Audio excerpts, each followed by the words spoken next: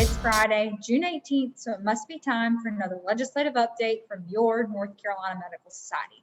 We're here at the General Assembly, still working for you. Lots going on, so let's get started.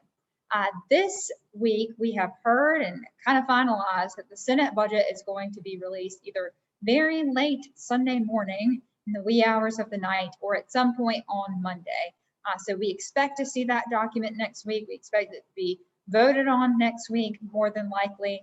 So stay tuned for our legislative blog, as we'll have an analysis document for you, as well as a link to the full budget if you want to look at that. As a reminder, this budget has a long way to go. This is just the starting point from the Senate side. So we've still got a lot of time, a lot of discussion to be had on this bill, but wanted to point out that we will have a resource available to you to kind of analyze what all is in that document.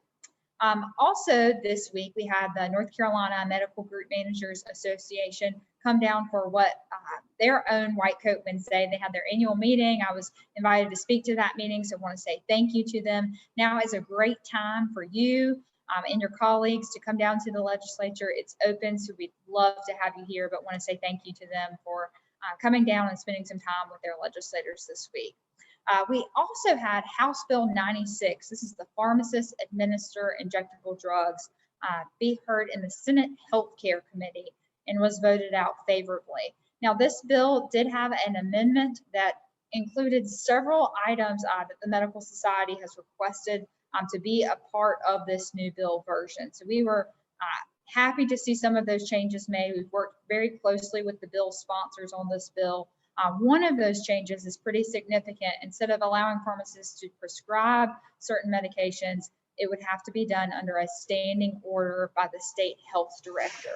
So this is a really significant change. We've already done this with naloxone, but if you want to read more details about the bill, the link is available on our blog, and it will take you to that newer version of the bill on the General Assembly website.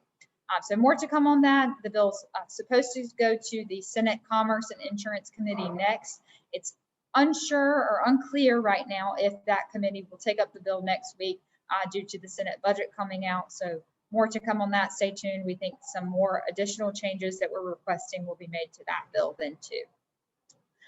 That is all that I have for you this week.